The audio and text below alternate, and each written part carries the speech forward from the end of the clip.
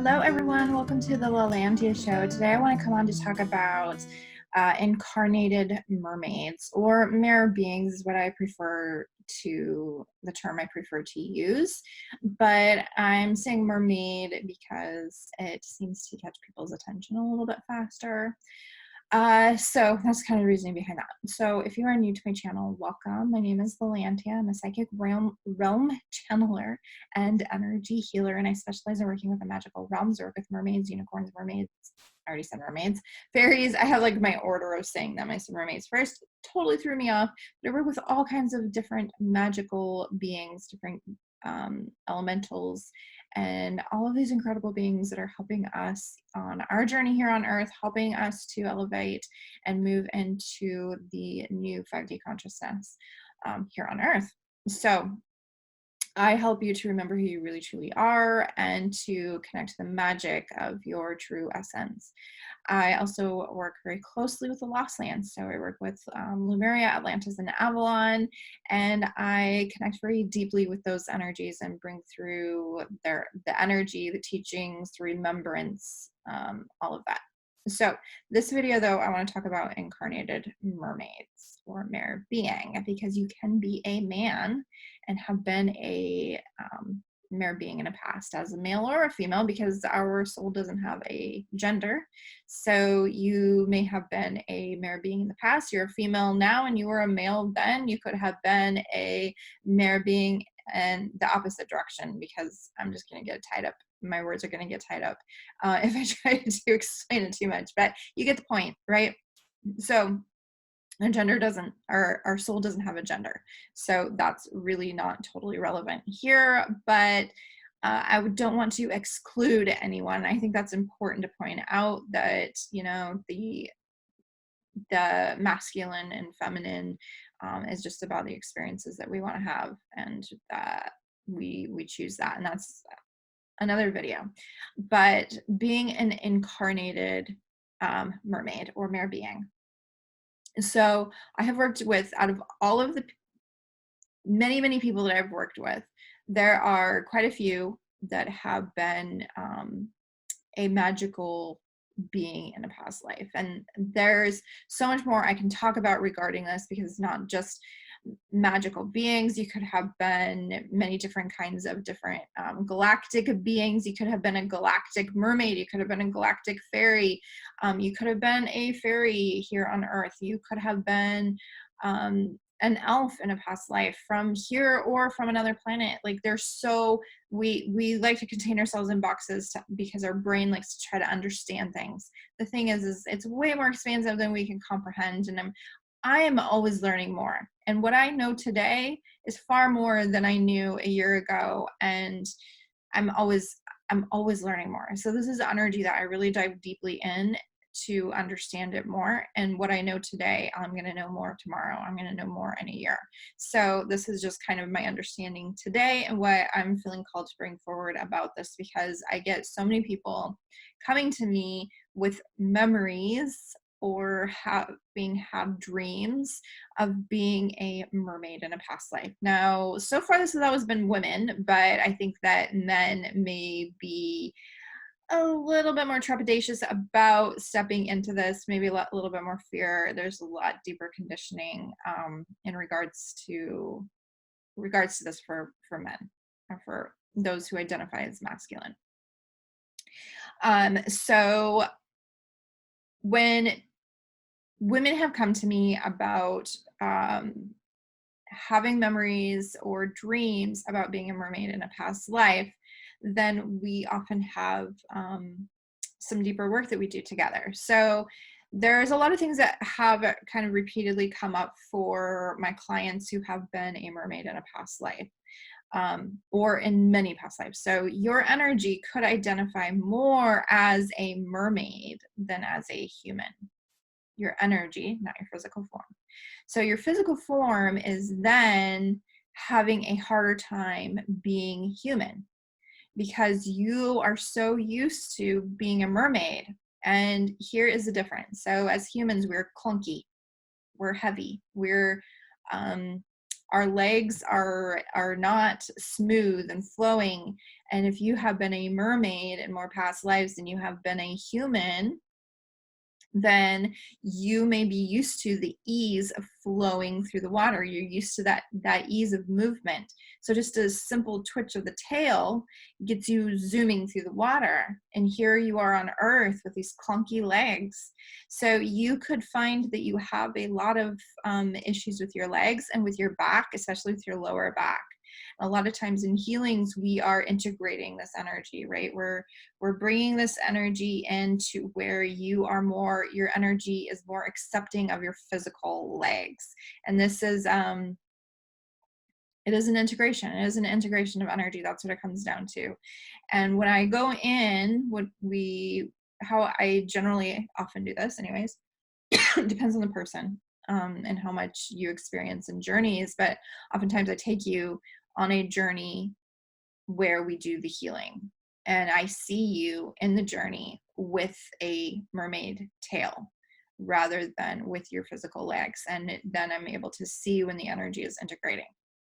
Now, you may also find that human emotions are difficult for you. You may be extra emotional. Like, I say human emotions, it's maybe that's not the exact correct way to put it, but you may be a more emotional person and you struggle with that. You may also find that you need to be by water. Your body craves water, and when you're near water, you feel more alive, you feel more deeply connected. Now, you may also feel a lot of fear around the water because you may have died in a traumatic way in the water as a mermaid. Therefore, you crave the water. You want to be near the water. You want to put your feet in the water, but you're afraid to go deep into the water because you have died from while in the water in a traumatic way. Now, this happens to many, many, many, maybe even the majority of those that I have worked with who have been a mermaid in a past life. They had a traumatic death. And it may have been connected with Atlantis. There's a lot that have come forward with that connection to Atlantis that died traumatically in Atlantis. And so they have a fear of water while still being strongly drawn to water. When I work with people and they have this strong connection to water, I check in to see, is there a really strong mermaid connection here? Is it really important that we do some healing around this so that they can be in and or near water and feel safe? Because it's important to feel safe, and oftentimes we don't feel safe. So we can do some healing around that. If you have been a mermaid in a past life, you may be more tuned in to your sexual desires. You may be more free with your sexuality, more sensual, more like it's just a part of you, like you just naturally are more. But it could also be the opposite. If you're really trying to, maybe you have a traumatic thing that happened when you were a mermaid, and there's a part of you that's trying to disconnect from that. You're pulling away from that. So that means that you disconnect from your sexuality and from your sensual side. If you have been a mermaid in a past life, you may be one who uses your voice a lot. You sing a lot. Funny that as I'm talking about that, I have to cough. But your voice is like a siren. It attracts people. People are pulled to you. They're attracted to your energy. There's something about you that really pulls them in, and your voice is often one of those things that people are just like, whoa, it's magical. It's like literally magic to them. Not all mermaids have, at least the people that I have worked with, not all of them have had that connection to their voice.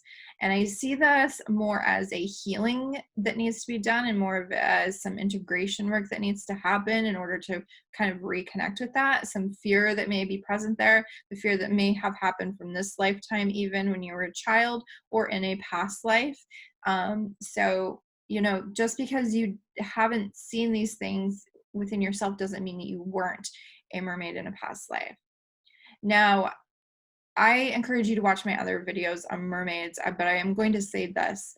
If you have dreams about being a mermaid, you have dreams of mermaids, you see mermaids in journeys or meditations, they may not look the way that we expect them to. You may have even a fear of mermaids because our conditioning as humans is that beauty looks a certain way, and mermaids and mere beings don't always look the way that we traditionally see them represented, right? So they can look more fish-like. You may see them in meditation or in your dreams, and you're like, that they look very scary. They may have really long fingers. They may have webbed fingers. They may be bald. They may look way more like a fish than even a human. But just because they may look scary to you doesn't mean that they're bad. It's because of our conditioning, right? We're conditioned that things that look different from us are scary, and that's not true. So it's important to tune into the energy of that. And yes, we want to always be careful in what we're opening ourselves up to.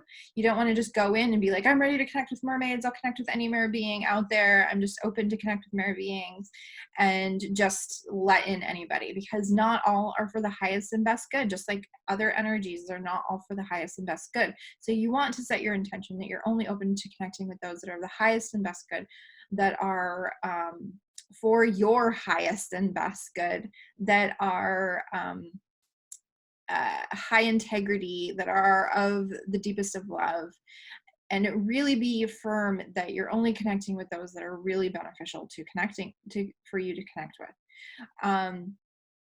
What I want you to understand is that it is okay to be different from other people. It is okay to have a remembrance and know in your heart that you have been a mermaid in a past life. It does not mean that you're crazy. I promise you, it doesn't mean that you're crazy. I have worked with so many people, and I have no doubt in my mind at all that mermaids, MerBeings, are real. I have connected with mermaids from different planets. I worked with a mermaid from Mars the other day. She was bald. She looked more like a fish. She didn't talk. Her mouth was more fish-like, but she had a consciousness that was similar to human, and being able to communicate with her. Now, you may have memories that are almost conflicting. Now, remember that you have had many past lives, and some of those past lives may kind of be flowing together a little bit. But also, in the time of Lemuria and Atlantis, mermaids didn't all have to stay in the water all of the time. So they had the shape-shifting ability to, their tail could become 2 legs. So if you have memories of that and you're confused by that, that may be why. And remember, we like to put things in a box. We like to try to understand things, and anything that's different from us, we tend to be afraid of. So I want you to sit with that and listen to what feels right to you. Tune into the energy of it. Tune into what resonates with you, and don't let the beliefs of the collective or what we are conditioning here hold you back from your own knowing. Because if you have been a mermaid in a past life, there's a reason why you're feeling that or having that come up again. Maybe it's healing that you need to have done. Maybe it's reconnecting to that energy. Maybe it's reconnecting to that energy because there's wisdom that you're meant to bring into the world today. We're going through huge change on Earth, and we need to remember who we really truly are. And while it may not be important to remember or know that you were a mermaid in a past life, it's not important for everyone. It may be important for you. It may be a part of your mission, a part of your purposes here. And so if you're feeling that call, you're feeling that desire to really connect to that part of you, then I encourage you to do that. And you can do that on your own by going and sitting by bodies of water, by meditating and connecting with mermaids, whatever works for you. I also, like I said, I work with people on this. If you want to connect with me and just talk to me about having a session with me, or if you want to join me in my group, I have a free group called Sorceress Circle. You are welcome to go in there to join the group, and it's private, and you can post any questions that you have. You can share your experiences. Sometimes just sharing your experience can feel really freeing. It is a safe place. There's no judgment. People are there to support. There are many in there that have been mermaids in past lives who can share their experiences with you. So if you go in there, you can share your experiences. You can ask others about their experiences. You can ask questions and I can do my best to answer them. But if you want to work with me more deeply, I am available for, doing sessions with you, and we can talk about that. I encourage you to message me to talk about that and what that would look like for you, and I can channel on what would be best for you individually. So that is pretty much what I wanted to cover in this video. I'm sure that there is way more. Maybe there'll be a part 2 about this. This was kind of a spur of the moment. I've been working really deeply with the mermaid energy, and they asked me to come on and talk about mermaids and being an incarnated mermaid. Like, you are human now, but you have been a mermaid in a past life. It is quite common. You may be surprised how common it is. I have lost track long ago on how many people I've worked with that have been mermaids in past lives. I would say that out of that, at least 4 out of 10 people, maybe 3 out of 10, but I think maybe 4 out of 10 people that I work with have been a mermaid in a past life. So there are way more that have been mermaids in past lives than you realize. Now, if you have been a different being in a past life, I'll have to do videos on that. So you can post that below if you have questions about it. If you have questions about this and you want to ask those questions, you can post those below. You can share your experiences if you're comfortable doing that in a public place. You can do that here. If you enjoyed this video and you're not subscribed to my channel, I invite you to subscribe to my channel, and I invite you to check out my other videos on MerBeings. I call them Merpeople in my other videos. I kind of switched to MerBeings because for some reason that's just started naturally flowing out of me, but I do have a couple of videos that are on Merpeople. And now when I look at the energy of Merpeople, it's like it should be MerBeing, because they're not very people-like. Like, they have a more common, I don't know. It depends on the MerBeing. But it's okay. We're always learning more. We're always learning more. We're always connecting more with the energy. And for me, MerBeing resonates more than Merpeople at this moment in time. But you can check out those videos because they have some interesting information. And of course, I'll be sharing more, as I'm guided to. But if you have specific questions, post them so that I can make sure that I tune into that and share more about it. All right. Thank you so much for joining me for this video, and I will see you on the next one. Bye.